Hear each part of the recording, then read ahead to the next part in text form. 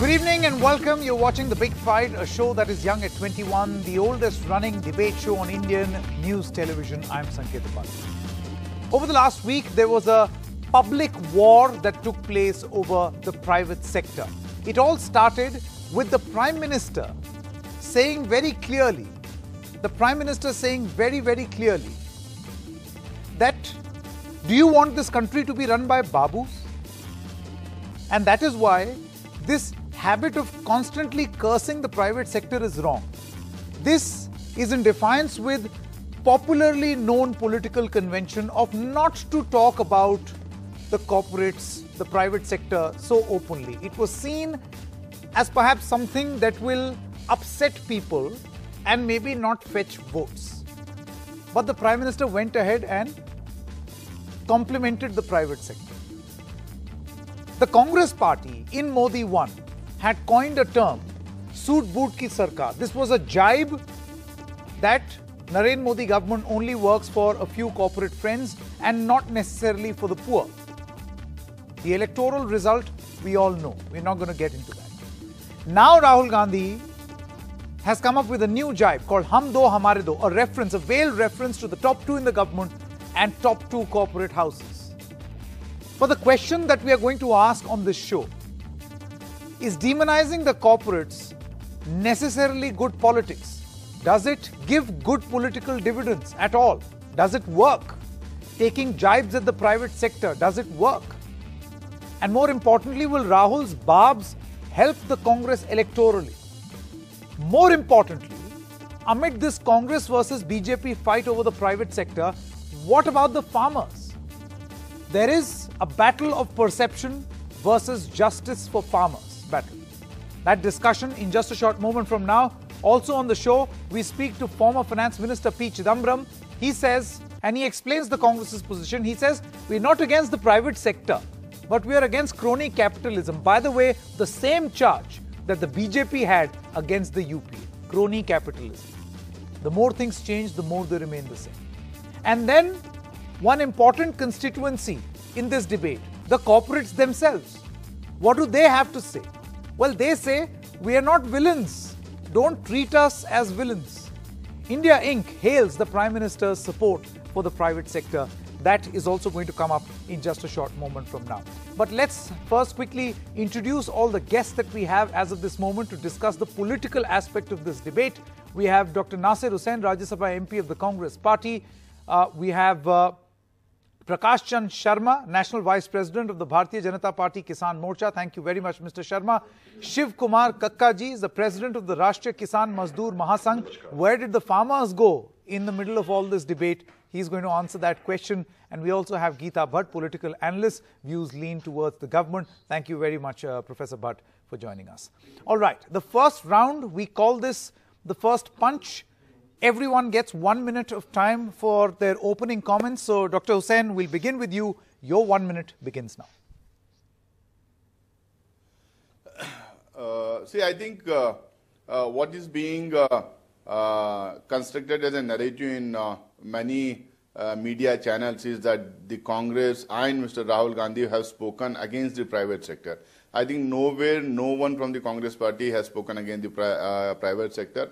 What we have said and what we have been saying all through is that the government cannot be benefited only by a few crony capitalist friends of the Prime Minister or of the ruling party. For the last 6 years, we have seen how some people benefited by flying with the Prime Minister to the different parts of the country, how it was seen as like the trips were organized to help these people, and how even in India, most of the contracts are going to a couple of people in the corporate sector. As far as private sector goes, it was the Congress party under the leadership of Pandit Jawaharlal Nehru which said India needs a mixed economy. India needs a healthy competition between the public sector and the private sector, and we still stay by that. Sure, Mr. Hussain, I'll come back to you. Yes, Prakash Chand Sharma, your 1 minute begins now. Sanket, putting false narrative in mind, putting false narrative in the public place, it will not work. See, reality is there, and what has happened in last few days in the parliament, if you will go through all the debates, the doodh ka doodh and pani ka pani is very much there. He is saying, he's using the constantly, he's doing the allegation on the government. He is not doing the, justification and the comparison what the government has did for the poor, what the government did for the sectors. See, public sector, they are the Indian companies. If they are talking about the Adanis and Ambanis, they should be very clear when this company got formed. Putting allegations on the Indian company, on the Indian enterprises, see, they are the part of the system, they are the part of their body, is the Indian body. We can't make them out. Just putting their Damat system in mind, and due to that, they are not getting the benefit what so-called Mr. Chidambaram was getting, putting the flowers in his gamlo. So this is not a way putting the things on a right narrative to the people. We should think about all the part, putting allegation all the time to the industry, putting without doing any proper, justification with the data will not work, will never work. And the people, all the industry people, all the common men of India understand all the aspects about it. Okay, I'll come back to you. Yes, Professor Geeta Bhatt, your 1 minute. Well, Sanket, both the private and the public sector both have their own important place in the growth of this nation. Then the Prime Minister asserted on it. He gave the example of telecom companies and the pharma companies, that how the the healthy competitiveness among the telecom companies is making it sure that India is one of the countries which has the cheapest mobile data rates across the globe. And also how, that even the poor today, the poorest have a mobile phone in their hand. And in case, if you look at the pharma sector, we know that nearly 60% of the vaccines which are created across the globe, supplied across the globe, are actually manufactured in India. And we have seen how the vaccines in terms of COVID-19, how across the countries, more than 60 countries, we are even supplying to different countries these vaccines. And also one important thing that, the Prime Minister has had the vision was to recognize the, to recognize yes, Professor Bhatt. the entrepreneur, the entrepreneurship. Let me come back to you, Professor Bhatt. Your 1 minute time is up, but let me come back to you when we open this up for a discussion. Ji, Shiv Kumar Kakka ji, आपका 1 minute. जी, बताइए. जी, आपका शुरुआती वक्तव्य. बताइए, पहले पूछिए. हाँ, मेरा सवाल ये है कि ये कॉर्पोरेट्स को बदनाम करना, प्रधानमंत्री का कहना है कि कॉर्पोरेट्स को बदनाम नहीं करना चाहिए. आप क्या मानते हैं इसको? देखिए, प्रधानमंत्री जी जो कहते हैं, उनके बयानों में विरोधाभास बहुत दिखाई दे रहा है. कोई भी सरकार होगी और बहुत सी जो योजनाएं होंगी, वो कल्याणकारी काम के लिए सरकार जवाबदेह होती है. जो प्राइवेट सेक्टर है, जिसको कि हम देख रहे हैं, जैसे जियो का सिम ले लें, पहले फ्री में मिला, फिर 100 रुपए में मिला, फिर अब 600 रुपए हो गया है. तो प्राइवेट सरकारी कार्यक्रम जो है वो जन कल्याण के लिए होता है, और प्राइवेट सेक्टर केवल अपनी आय को बढ़ाने के लिए होता है. इसलिए प्राइवेट सेक्टर में हम सब कुछ सौंप देंगे, ये ठीक नहीं है. और जहां पर वो गलतियां कर रहे हैं, उनकी आलोचनाएं भी होना चाहिए, उनको कटघरे में खड़ा भी होना चाहिए, क्योंकि सरकार का काम जन कल्याण का है, प्राइवेट कंपनियों का काम जन कल्याण का नहीं है. इसलिए हम बार बार कॉर्पोरेट का भी विरोध कर रहे हैं, क्योंकि कॉर्पोरेट जहां अभी कॉर्पोरेट का सेक्टर प्रवेश किया है, वहां जैसे हमारा एग्रीकल्चर है, अब एग्रीकल्चर को वो कॉर्पोरेट के हाथों देना चाहेंगे, इसके कारण हमारा आंदोलन चल रहा है. वो ठीक नहीं है. ठीक है. Dr. Nasir Hussain, so you've heard, let's now open this up for a discussion. Dr. Hussain, you've heard all panelists, you've heard members of the BJP as well as those leaning towards the BJP say very clearly that this is a fear that the Congress seems to be creating. This is an unnecessary, after all, even in the Congress regime, you had corporates exist. You had the private sector exist. Why do you want to send this sense of fear among people for the private sector?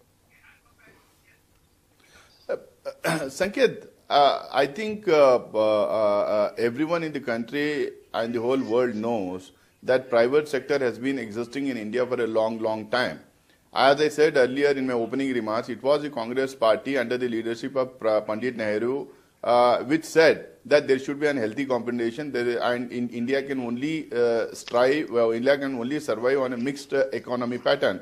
That is what we have been practicing. That is how India has been, the strong economic foundations have been laid in India on the basis of the mixed economy concept. Now, the problem with this government, and especially 3-4 people in this government, that is NDA 1 and NDA 2, what has been seen is that 3-4 chosen people, 2-3 chosen people are getting all the contracts. They are being helped to get all the contracts. They are being taken in the flights to different parts of the world. And the people at the highest level are helping them get the contract. These are, just hold on. Just hold on.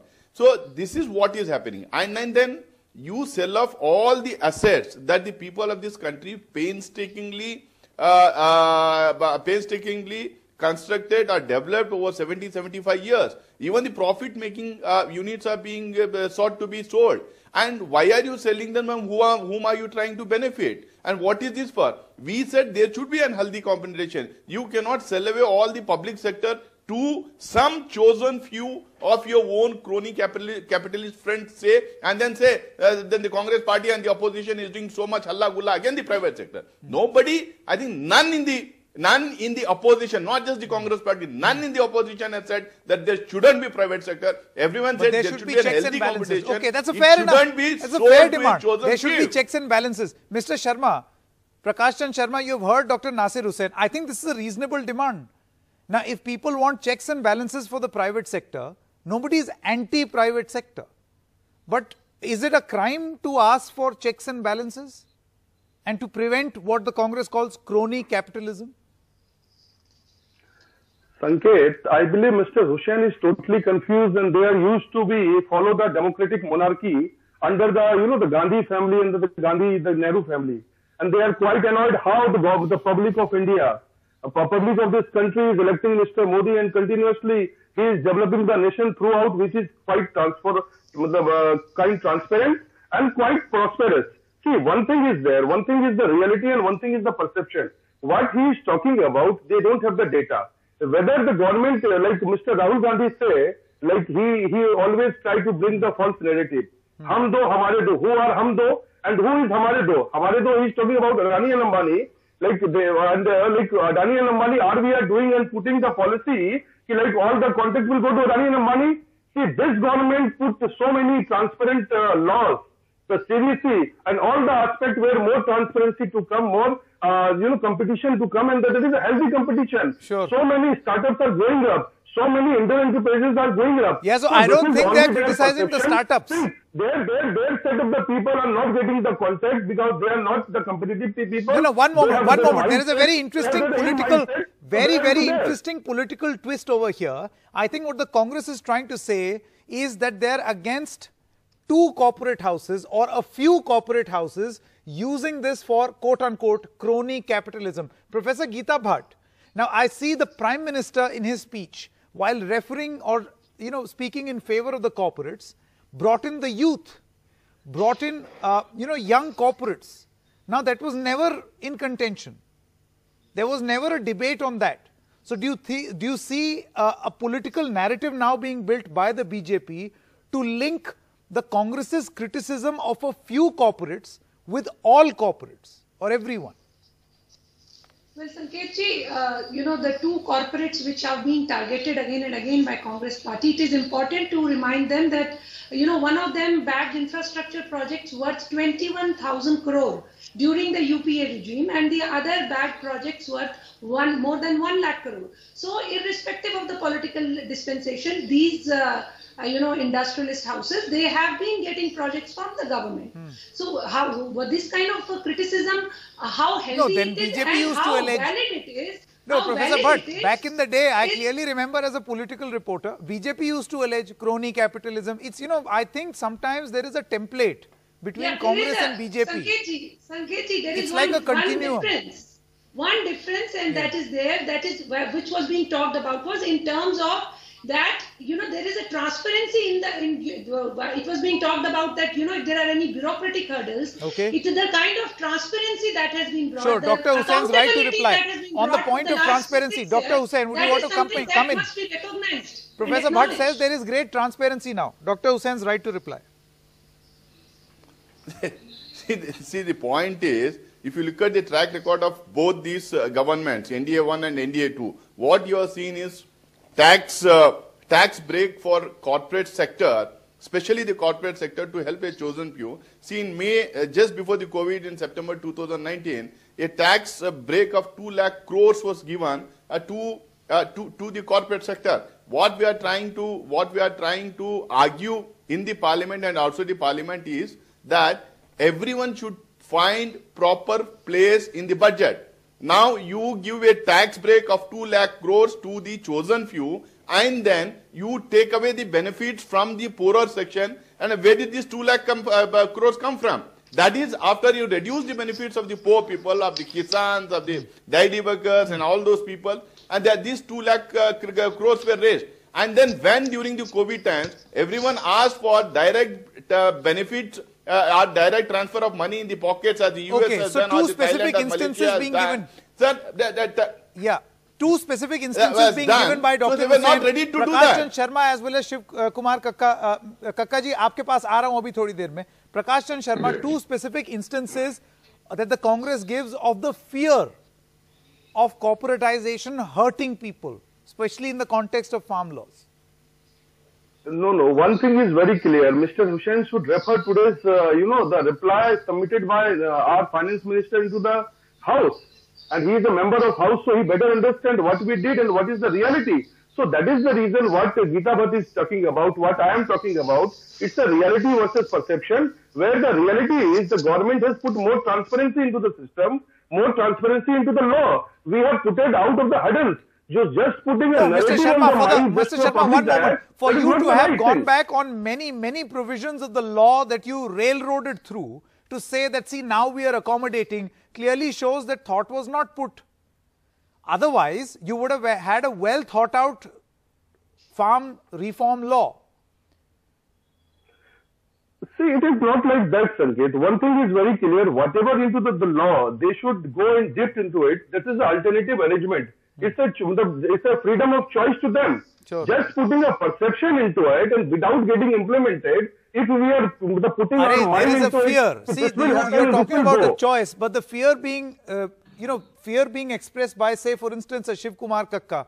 आप अगर खुली छूट दे देंगे एक किस्म की मंडी को, तो दूसरी मंडी तो ऐसे ही बंद हो जाएगी. That is the fear being raised. Shiv Kumar कक्का, आप क्या कहेंगे? देखिए, प्राइवेट मंडी जो होगी, उसमें टैक्स नहीं लगेगा, तो सारे व्यापारी उसी मंडी में जाएंगे जिसमें टैक्स नहीं लगेगा. नंबर 1, उस मंडी में कोई भी व्यापारी के पास लाइसेंस नहीं होगा, केवल पैन नंबर आवश्यक है. नंबर 2, प्राइवेट मंडी में तौल काटा व्यापारी का होगा, 3 दिन बाद भुगतान होगा. नंबर 3, सरकारी मंडी को टैक्स देना पड़ेगा, नहीं लेना पड़ेगा. अब सरकारी मंडी को जब टैक्स नहीं मिलेगा तो सरकारी मंडी बंद हो जाएगी. सरकारी मध्य प्रदेश का ई अनुज्ञा एक पोर्टल है, उस पोर्टल को आप देख ले कि 70 मंडियां जब से कानून लागू हुआ है बंद हो गई और 147 अंतिम सांसें गिन रही हैं. तो सरकारी मंडी तो बंद होने की कगार पर है. अब सरकारी मंडियां धीरे धीरे बंद हो जाएंगी, वो जियो की चिप की तरह हो जाएगा पूरा काम. तो केवल हमारे पास विकल्प होगा प्राइवेट मंडी में जाना, और प्राइवेट मंडी में हमारी लूट सुनिश्चित है क्योंकि पूरे कानून में एमएसपी का कोई उल्लेख नहीं है. व्यापारी किसी भी रेट में हमारा पास परचेज करेगा. Mr. Sharma, if the farmers and people are raising, I mean, nobody is anti-corporate. If they're saying that you please ensure these checks and balances, ensure fair play, संकेत जी, how is this a wrong criticism? कक्का जी को आपके माध्यम से कहना चाहता हूं, पहले किसान नेता हैं जो किसान पे चाहते हैं टैक्स लगे, पहले किसान नेता है जो चाहते हैं किसान बंद के रहे. प्राइवेट मंडी अगर आएगी और एक स्वस्थ कंपटीशन होगा, आज आप भी है, दूरदर्शन भी है, आज जियो का स्कीम है और बीएसएनएल एमटीएनएल भी है, हमें व्यवस्थाओं को भी देखने की आवश्यकता है. आपने बड़ा गलत एग्जांपल दे दिया. It is a bad example because you look where BSNL and MTNL is. No, that was the reason I am telling you. So the expert whomsoever is there, whoever the technocrat is there, who is the expert is there, has a right to run, has a right to provide the better choice. See, because ultimately BSNL and MTNL is a bad example to give. The welfare of the farmers. Okay. Culture है. Okay, Shiv Kumar कक्का once again. जी. तो आपने सुना जवाब.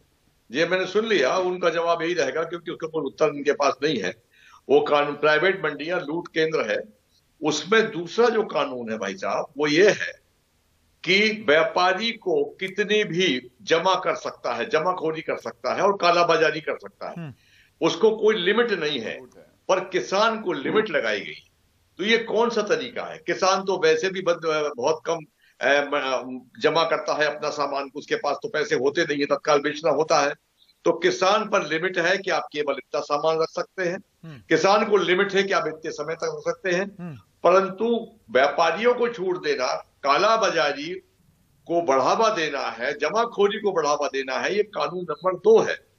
मंडियों में अब civil court आप नहीं जा सकते, तो ना हम पहले कानून में सिविल कोर्ट जा सकते, ना दूसरे में, ना तीसरे में। ये कौन सा कानून है? ठीक है ठीक है।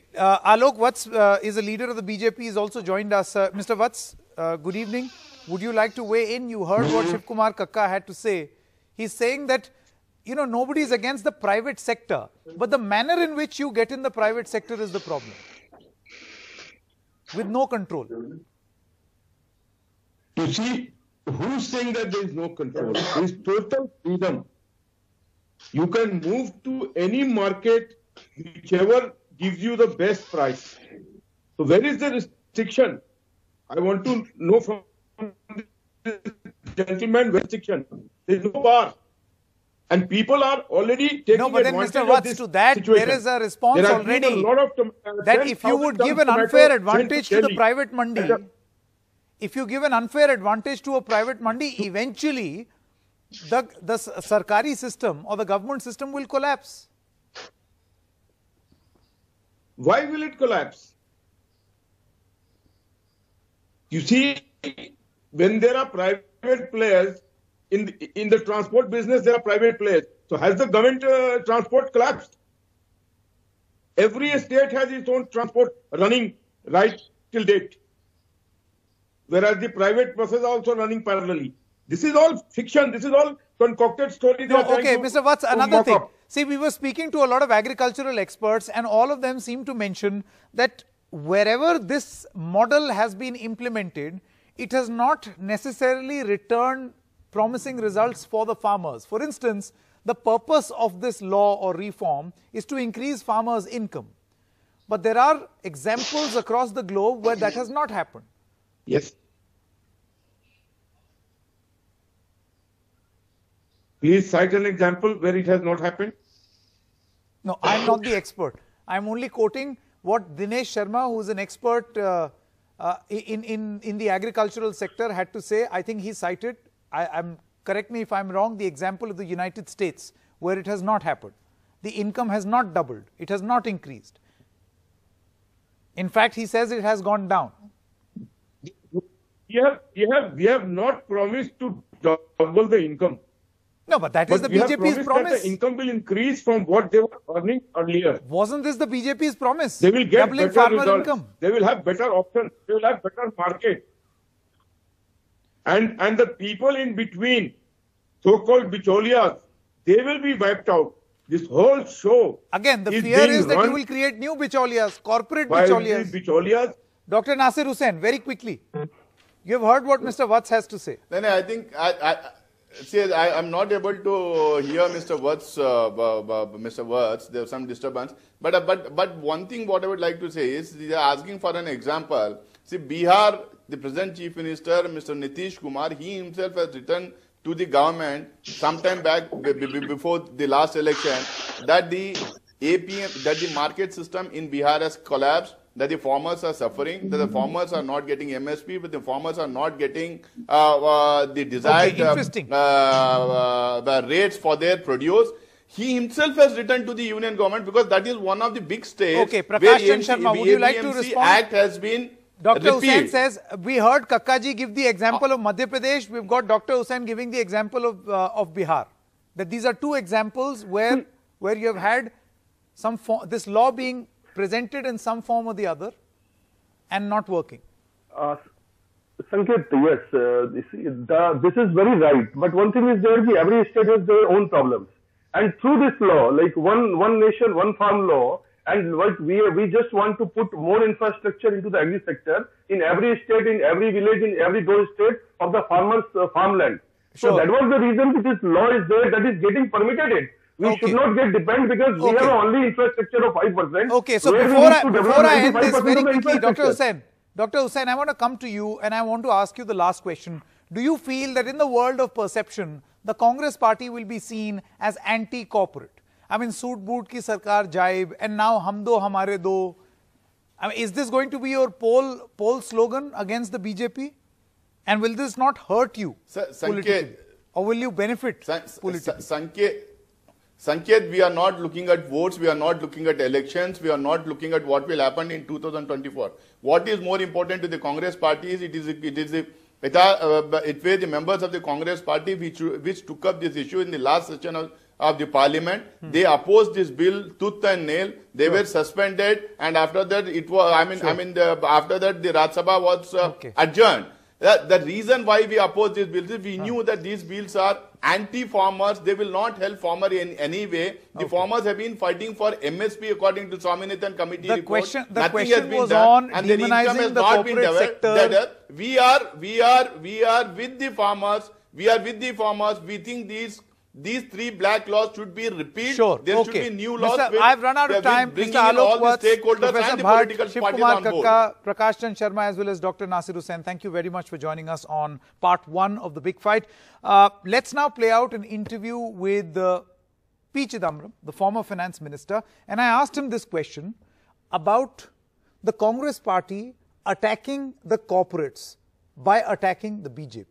Is there a political meaning behind this? Does that necessarily help? What did he say? Let's listen in.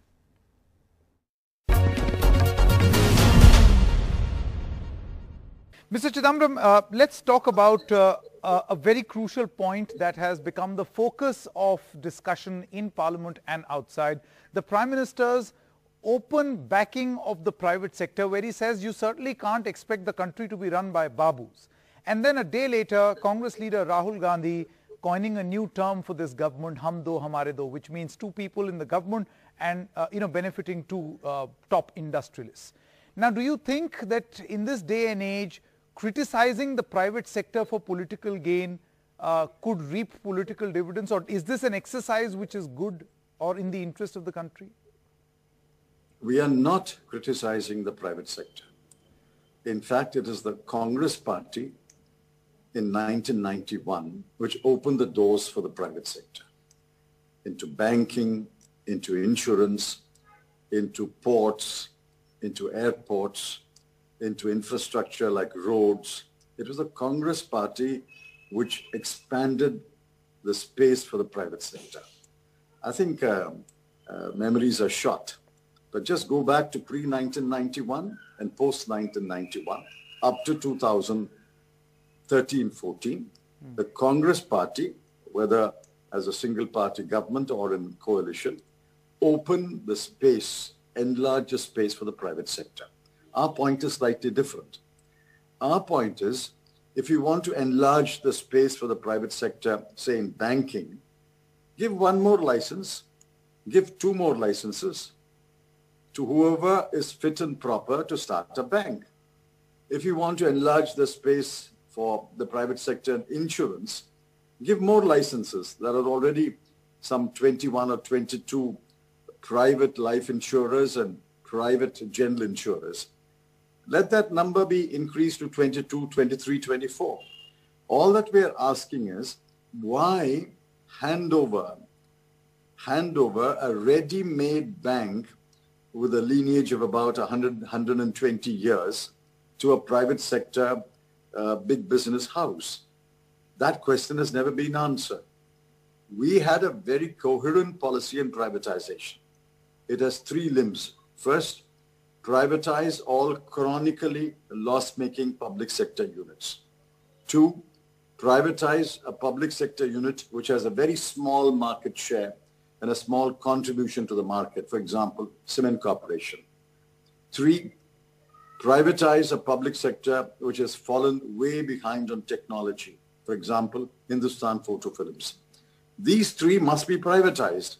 But why privatize a company or a business which is competitive, which is technologically abreast of technology in the world, and which is profit-making? Why privatize that? Okay. Now, the government's explanation, I'm sure you must have heard the Prime Minister saying that we have to create a situation where reforms are acceptable. Everybody agrees that reforms are required. So if through the course of reform, certain changes are made, then it must be acceptable. It should be accepted. And going forward, if any change is required, go ahead and implement it. Why is the Prime Minister reading this primer to us? We were the ones who said change is necessary. Continuity with change or change with continuity was the mantra of the UPA governments under Dr. Manmohan Singh. We said we must change, but the change must be acceptable to the people. People must be willing to accept the pace of change. So why is the Prime Minister reading our lessons back to us? What have we done? Yeah. What have we done which opposes change which is acceptable to the people? Sure. Mr. Chidambaram, do you fear that in the world of perception, yes, the farmers understand and they've been saying the same, the point that Rahul Gandhi also made, but the BJP feels that there is a large section which feels that the Congress party is trying to demonize the private sector, and that is not going to work. The Prime Minister said it may have worked politically at some point, it's not going to work now. Do you fear that in the world of perception, the Congress will be seen as a party which is anti-private? Not at all. We are pointing out to crony capitalism. We are not pointing a finger at legitimate private sector which competes with each other. Have we said a word against the software company, the information technology companies? Have we said a word against any other company in the retail sector? Consumer goods, we have not said a word against them. All that we are pointing out is your recent history points to crony capitalism. Therefore, we are duty bound to point to the dangers of crony capitalism, number one. Number two, we are duty bound to point to the dangers of monopolization. Are you supporting monopolies? Go through the history of the US. How many monopolies were broken down? And today China is becoming alive to the dangers of a monopoly organization. We are against crony capitalism. We are against monopolies. We support the private sector. In fact, we were the first to support the private sector when we opened up more and more space for the private sector in a large number of fields.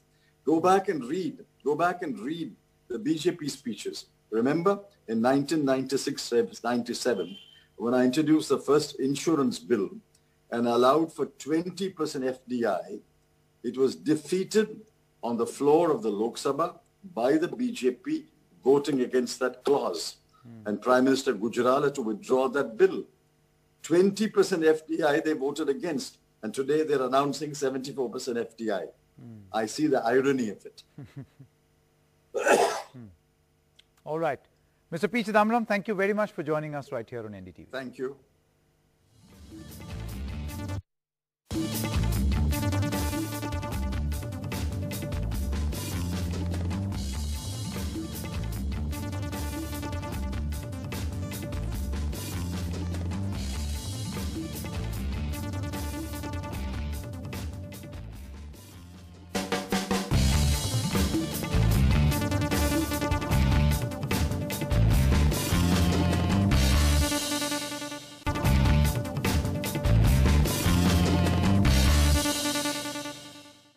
So Prime Minister Narendra Modi on Wednesday stressed on the private sector's vital role in the economy and asserted that the culture of abusing it for votes is no longer acceptable.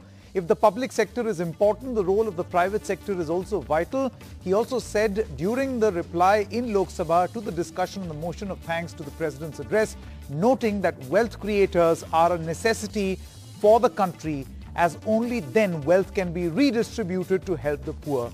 And he also wondered what can be achieved by handing over the nation to Babus. A lot has been said. The Modi government has announced in the budget its fresh push for disinvestment in the public sector, drawing criticism from the opposition.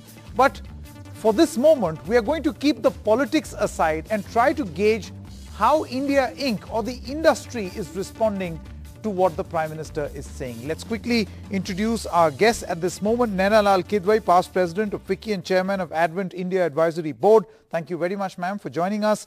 Mr. Vikram Kirloskar, Vice Chairman of Toyota Kirloskar Motor and also past President of CII. Thank you so much, Mr. Kirloskar. Shobhana Kamineni, Executive VC, Apollo Hospitals and also the past President of CII. Welcome on this panel, Ms. Kamineni, and Mr. Subrakant Panda, Vice President of FICCI and Managing Director of Indian Metals and Ferroalloys Limited. Thank you very much, Mr. Panda. This is a very crucial and significant discussion because the Prime Minister, Mr. Kirloskar, let me begin with you, has ended up saying what, according to common political wisdom, and I'm very conscious in using these words, common political wisdom is that politicians don't very openly praise the private sector. But the Prime Minister has done so. What sort of a message is this, or does this send to, industrialists or the members in the private sector? Well, I think I was very pleased to hear the Prime Minister's statement, of course. I think all my colleagues were too. But, the Prime Minister is trying to support everyone who can get the economy running well. And I think he understands the contribution of the corporatized private sector to the economy. But, many years ago, my grandfather, when I was in school, was giving a talk. And he said, business is not just big businessmen.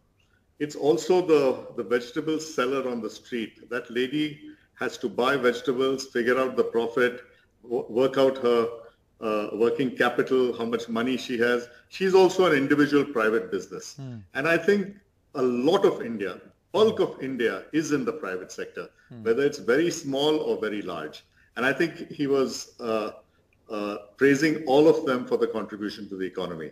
I think the Prime Minister is supporting everyone. I'm glad he said he's supporting the private sector as well to the contribution. Okay. Ms. Kidwai, the point is that the Prime Minister has very openly supported the private sector. I'm not going to ask you political questions, but just for reference, I want to tell you that we spoke to many members of the Congress who said it's not like we are anti-private sector. I mean, we brought in liberalization in this country. The point is, beyond openly accepting the role of the private sector in nation building, do you think that the government has done enough in terms of policies to help the private sector create, generate and redistribute wealth? So we still have a long journey to cover in terms of ensuring the strength of the private sector.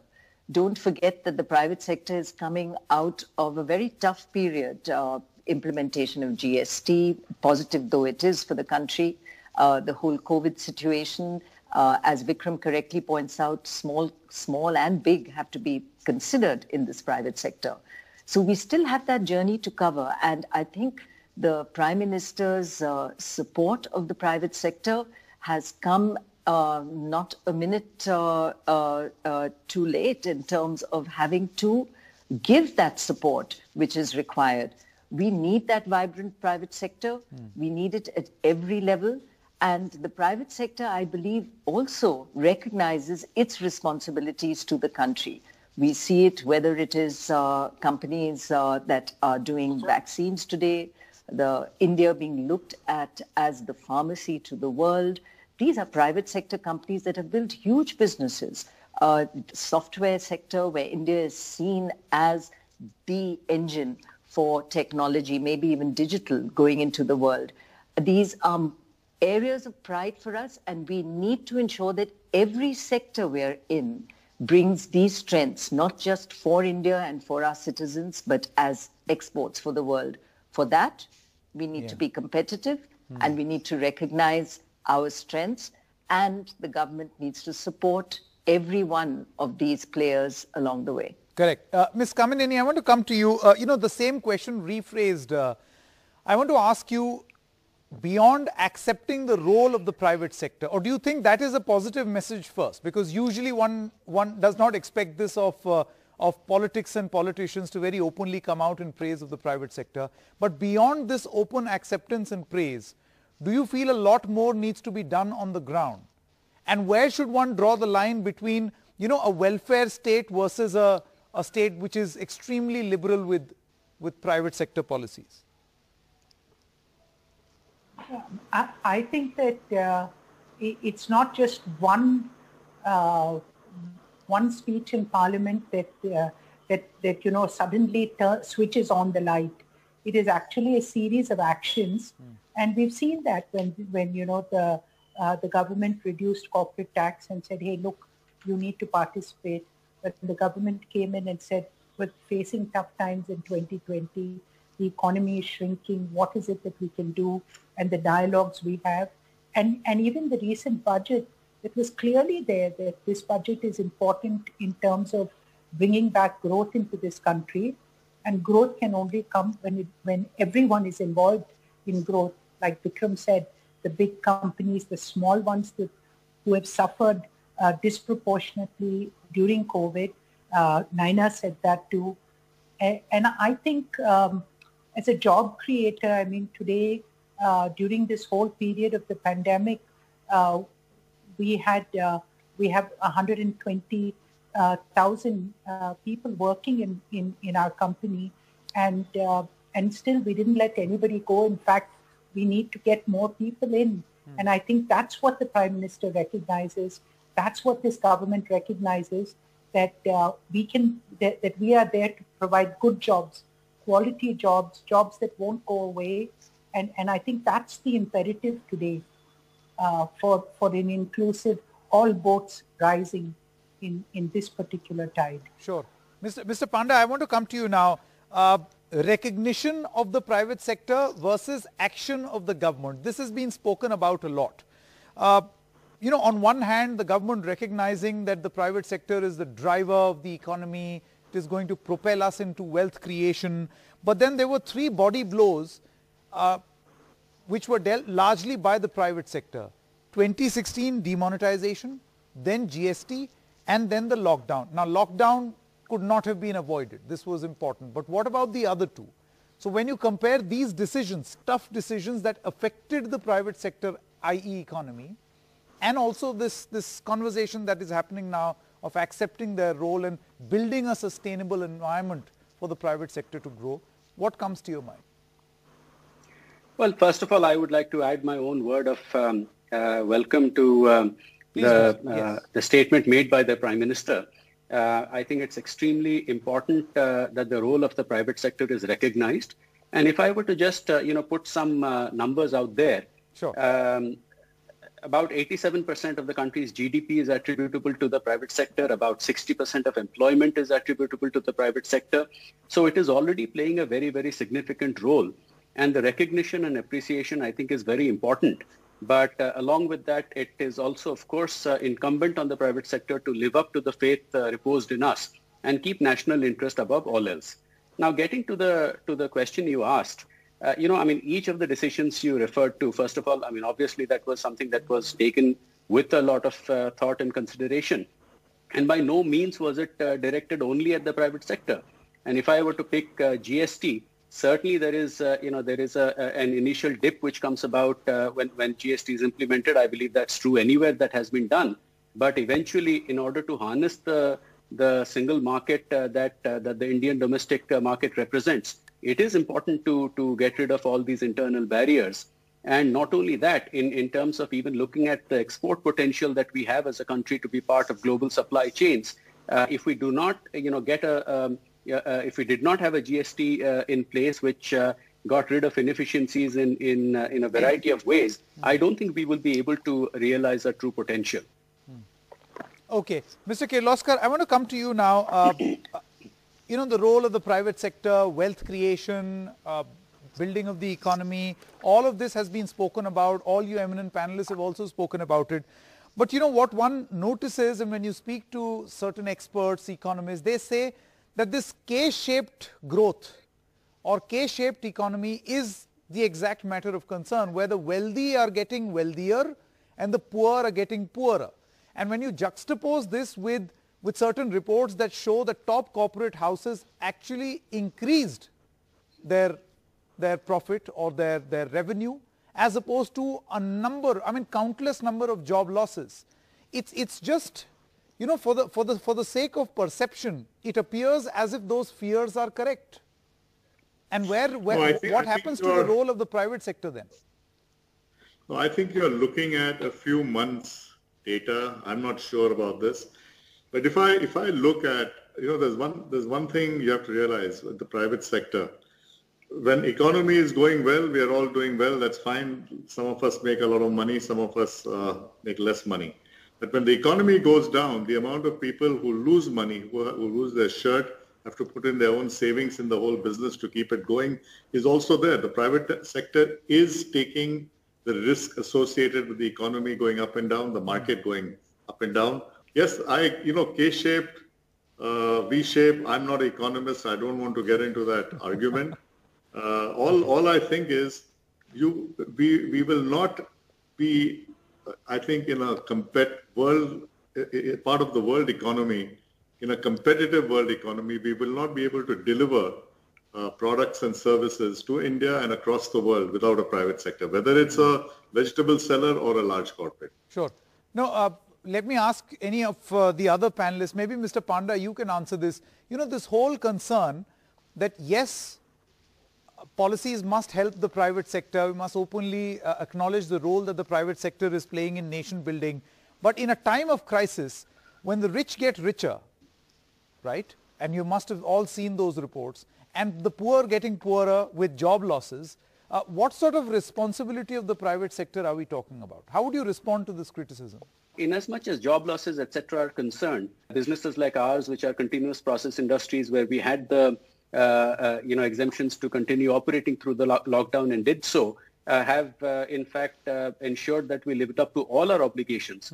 Now, unfortunately, there are certain sectors like hospitality or tourism which have been affected, and there too, I'm sure that with the passage of time and with some amount of hand-holding, things will get back to normal, and you will see jobs, coming back in these areas too. Sure.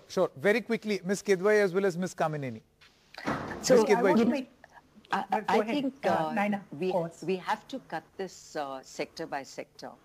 And what reports show in terms of wealth creation are typically based on market cap and a stock market which has gone quite crazy right now. But in itself, it doesn't necessarily mean there's cash or funds in the individual's hands, unless, of course, they were to sell the stock, which if they are indeed the owners, they're not about to do.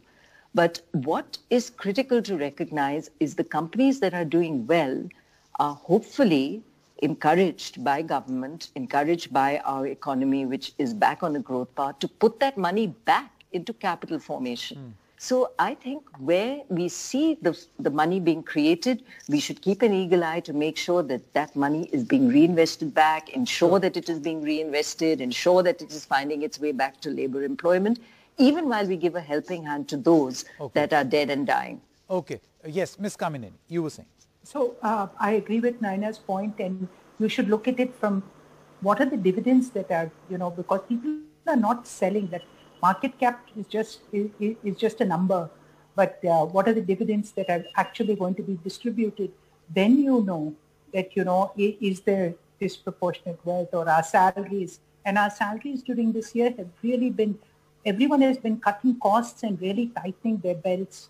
And I want to leave you with one point of I really think why the Prime Minister came out and endorsed the private sector. Not only are we job creators, but he's seen that we actually follow rules.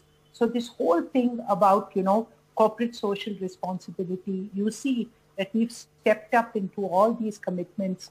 You will find that, this wherever it is in terms of governance, the big companies and, as you say, the wealth creators are not the villains in this picture.